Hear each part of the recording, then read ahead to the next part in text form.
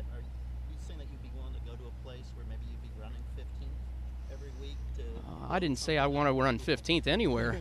But if you're building something, that would probably be Well, you don't know. I mean, like I say, I mean, that's why we got to do the due diligence. We have to think about those things, and we have to think about, is that something that could be a product or byproduct of whatever decision we make. So, there's still a lot of decision making that has to happen, and like I said, the due diligence is that part of figuring those questions out and knowing the answers to those before we make a decision. Have you talked to Bob Nardelli at all?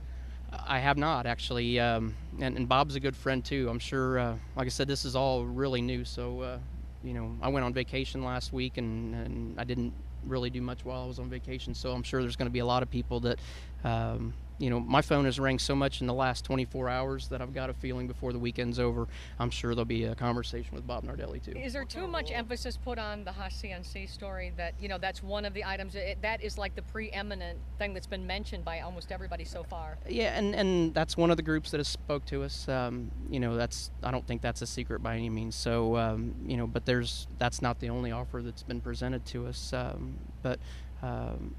Like I say, I mean, we've got a lot of work to do. I mean, this is not something that today is, nothing's been decided today. We haven't, I'm going to be in a Home Depot car tomorrow for Joe Gibbs Racing, and I will be through the end of the year. And we're going to take the time that we have to take the rest of the season to figure out exactly what our game plan and long-term goals are going to be. So, that's the hard part. I wish I could give you guys more because I'm excited about it. This isn't something that I'm trying to keep a secret by any means.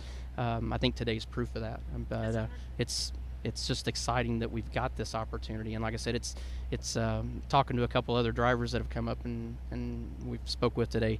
It's like they mentioned, it's nice to have options, and it's nice to be in a position where that people are that interested in you. So we gotta wait and see right now. What kind of role of owner do you have? I mean, there's, like you said, talk of the 50% ownership. Does that mean you're hands-on doing stuff for the shop, or just it's your name on the team? I don't know what's going to happen yet. Like I say, we got to, like I keep going back to, and I'm not sure it's registering with you guys yet. I have to do homework. It's kind of like going to class. You don't go just take your finals on the second day. They actually teach you things. You study. You think about things, and you try to figure this all out before. I mean, that's why we're not having some formal press conference behind a desk. I mean, this is something that was one of the options that came out yesterday, and you guys found out about it, and so we're having to talk about it today.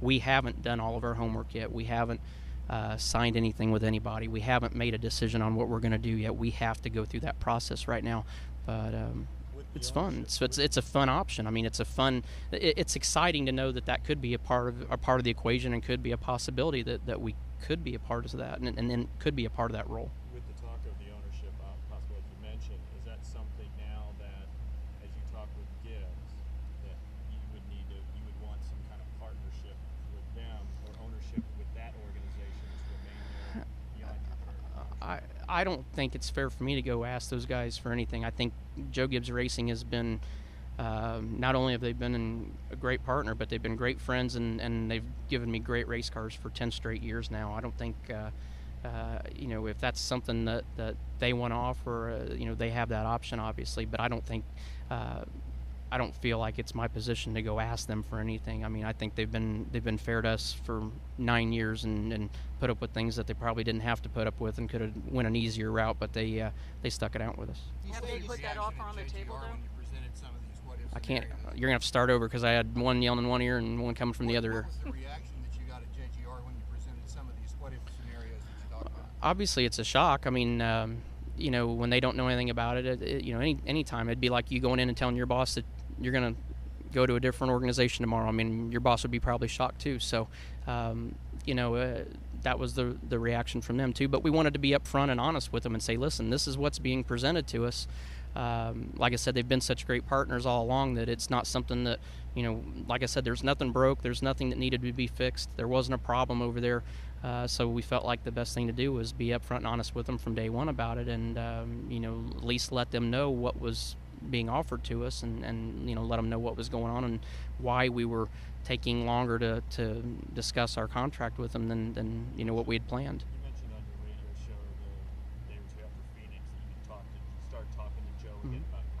Was that when you brought up all these other options, or did you talk to him before? No, that's when we had brought it up. Like I said, we wanted to make sure that a couple of these offers were legitimate before we went to them. We didn't want to just go and cry wolf right away. So that's part of being I felt like responsible and going through the due diligence process of making sure that we knew that these options were realistic and that this was something that could happen. So we wanted to make sure we had our facts before we went to Gibbs. Who is we? And you keep saying we. Are you talking about you and Carrie? Or is there 10 people, 20 people? I mean, no, trust me, I can't.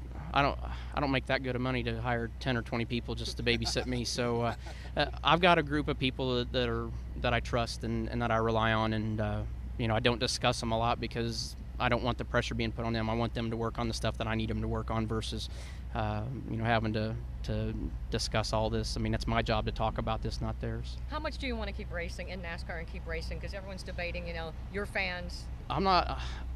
Nowhere in this process has anybody said anything about me stopping racing. I mean, it's been talking about trying to sign me up to race longer. So, like I said, I'm excited about that. There's nothing in it that says, hey, I want to stop racing. I mean, I don't know how long it's going to be. We haven't set a date yet, and as you guys well know, I mean, a lot can change in 3 years or 8 years or 15 years down the road, and as long as we're still having fun, we still want to drive. It's not a matter of setting a particular date. I mean, we're going to do it till we're not having fun doing it anymore. How important is this contract procedure for you? Obviously, statistics show once a driver gets around the 40-year-old range, their wins or the results typically go down. Yeah, but you got to remember, I act about 12 anyway, so I'm not sure it really equates when it pertains to me. I mean, physically, yes, but mentally, I think you got to kind of split the difference, and then you figure I'm still kind of in my low 20 or late 20s, maybe early 30s. Do you feel like this is maybe the last big one or one of the last big ones that here's your chance? You're in this position to get what you deserve or what have you. No, like I said, I mean, we didn't go out and search these options. These options came to us. I don't think that was our attitude or thought process at all when these started coming in. It was just a matter of saying, what's best for us and what's going to be best for us long term. I mean, we're thinking long term. So I'm not necessarily looking at this as being my last contract by any means. Like I said, we haven't signed a contract. We haven't decided on who it's even going to be with, so we don't even know what the terms and the duration of it will be anyway. So that's for further down the road too. An ownership issue certainly would be a little bit more permanent. Right, absolutely. I mean, Yeah. Is long term beyond your driving career when you say long term? Yeah, oh, absolutely. I mean, that's why these multiple offers of ownership make it so appealing, and there's a lot of drivers that come in and they race, and when they're done, they leave the sport, and this is an opportunity to stay in the sport and follow in the footsteps of a Richard Childress or a Rick Hendrick or somebody like Joe Gibbs that was involved in drag racing that wanted to be a part of NASCAR and be a part as an owner. I have that potential to have that opportunity now, and that's something that makes this a little different contract negotiation versus a normal deal that we've done in the past. Are you Has a Gibbs put candidate anything up? for Richard Childress Racing's fourth car? I'm sorry? Are you a candidate for Richard Childress Racing's fourth car? It goes back to Mulhern, who's already left. He's already got all the information that he needs to write this awesome story that he's going to write today without you guys. So Yeah. we got, the people that are involved. I mean, obviously Haas has come out and discussed that they were one of the parties involved. But I think unless the groups that we're talking to actually want us to mention, I think we need to respect their side of things and the business side of it, and not get them involved yet.